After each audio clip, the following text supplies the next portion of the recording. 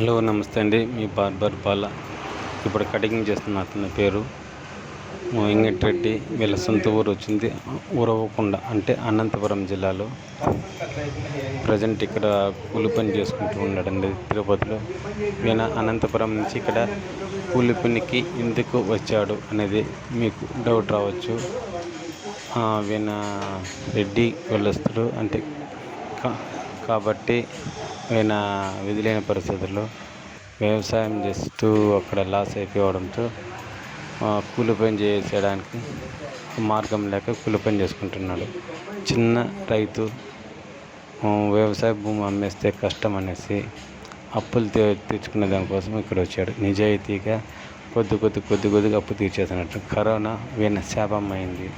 కరోనాలో చాలా నష్టపడిపోయాను. అప్పుడు గవర్నమెంట్ కూడా అంతంత మాత్రమే.